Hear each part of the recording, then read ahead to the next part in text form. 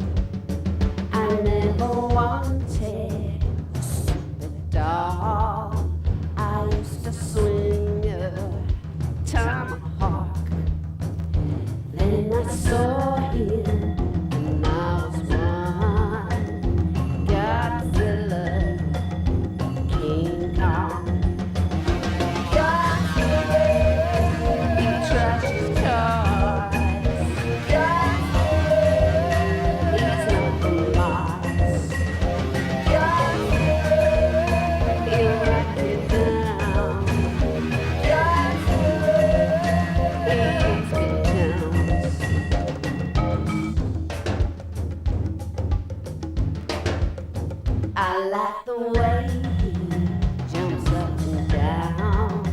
I like the way he shakes the ground. He's even better when he's annoyed. He breathes out fire and makes his noise. I need to hold him in my arms. I've never let him count to harm.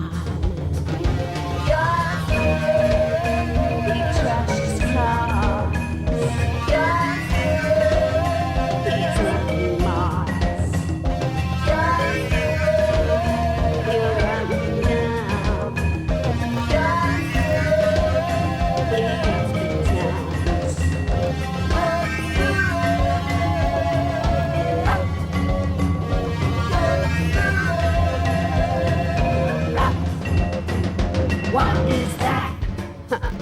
What is this? A giant monster. But he's so sweet. When I'm in Tokyo, Japan, I always think of him. It's his land. The toys are set in best. Godzilla, I love him best.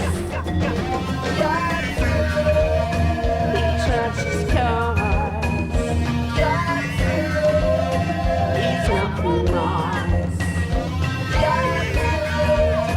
He'll knock me down. He's big towns. He trashes cars.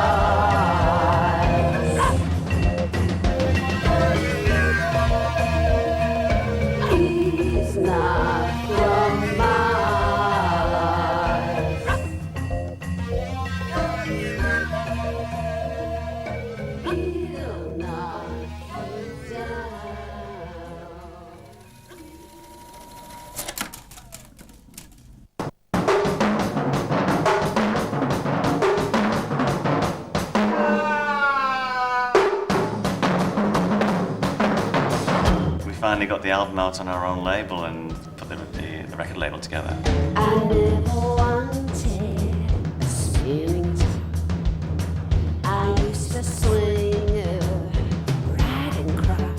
The big thing that happened since then was that the Banshees kind of reformed for a year, and I think it was because of that we ended up in Japan, and it was because of that we ended up doing the album that we're talking about now.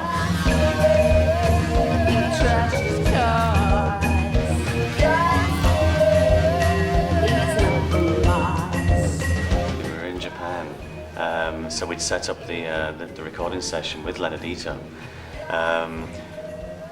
The chances of that happening, just for instance, we wouldn't have been able to travel out there to do that. I don't think we couldn't have gone out there on a whim that something might happen.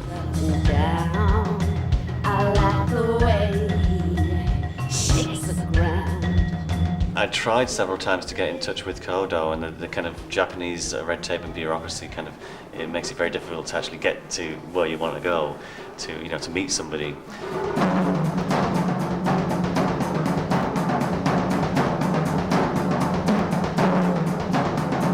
It was a kind of a long-standing dream to maybe do a collaboration. And as I say, it was just the off chance that we'd invited X-Girl to come and support Susie and the Banshees on the 7-Year Itch tour. The producer, Hoppy, knew Leonard from years back. And it was really kind of his prompting that saying, I'll just set up a studio session. And I just went, well, how are we going to get there? And then they had the offer to play at the festival in Tokyo. So it kind of all came together.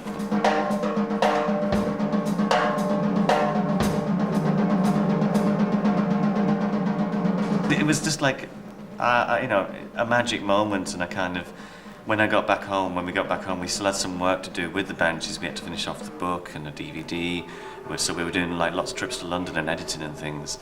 It wasn't until like after December that year, so January this year, that we got back and really had time to sit down and assess it all, the drum tracks that we had. It was just like it was almost enough just to have that, that like a document of what happened.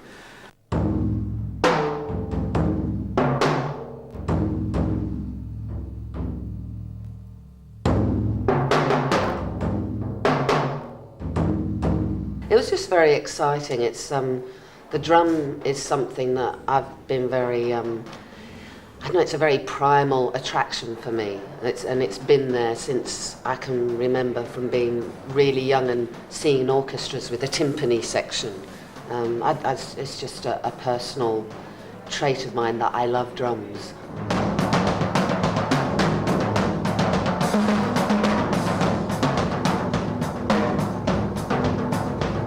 The first album was definitely escaping from the band. It was like a holiday. You're going to stop pinching me now. Because it was just a way of us getting away from everything else. That was like our whole life was Susie and the Banshees. So it was a way of running kind of eloping, really. Apartment door, it's left ajar, and I am a glass. I think it was a point when London was starting to feel for me like I was living in a goldfish bowl. It was just, people, you just could never escape kind of people talking about what you're doing now, what you're doing next, and it's also incestuous and neurotic. And I thought, for my own sanity and peace of mind, I need to escape that continual, you're on show, you're performing every minute of every day, and then when you go to the shops to do some shopping. On the second floor.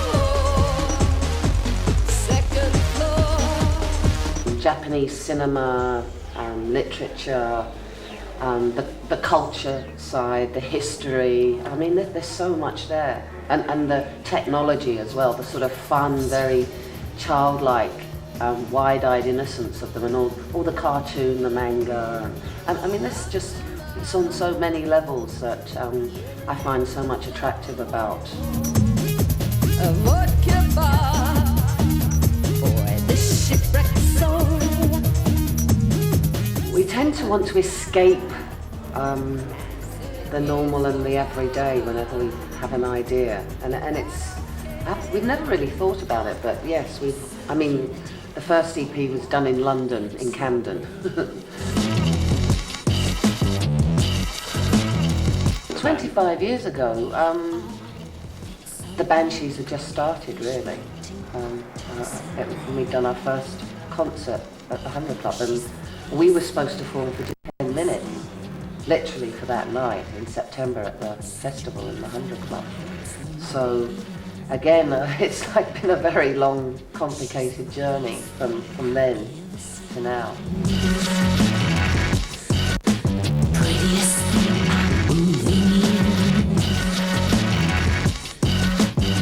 The dance style isn't something alien or unheard of for me. I mean, even the Banshees on our 12 inches, we used to, back in the early 80s, we used to do remixes that were very dance orientated. And also the Creatures had a remix, dance-orientated album in 2000. Did it come out? Or the end of It was '99? Hybrids, the remix of Animal Animus. So, I mean, I'm just open, and you know, if it's good, I'll do it.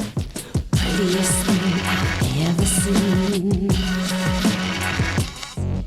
So I fell in love with it straight away and wrote the lyrics and had the melody very quickly. But once that was done, that was just an afternoon. It was like, okay, if you like this, I'll perfect it and like really nitpick and of course they like what they like what I said. I went, are you sure? You know, I only spent like a couple of hours doing it, and they said no, it's fine. So when it finally arrived, when we finished our album, it was a really pleasant surprise. It was like having Christmas. You know, we had our new album and we had our video, didn't we? And then Kish Cash arrived as well.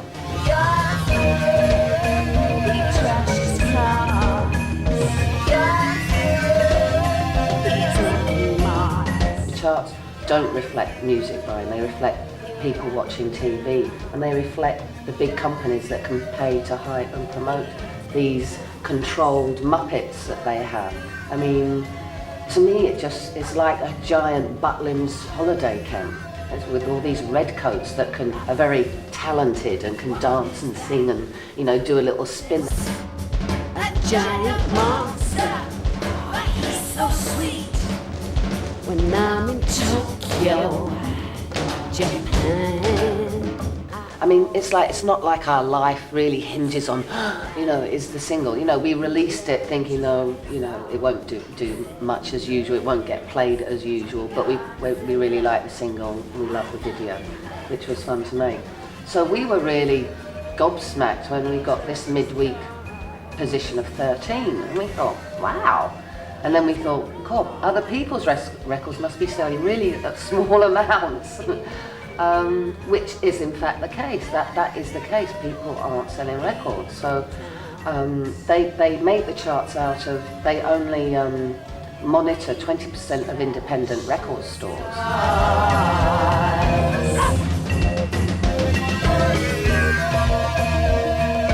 He's not from Mars. It seems to be just discrimination against independent labels and people that don't sell through HMV and the major stores, with all those backhand incentives that go on with the majors, and it's like the mafia.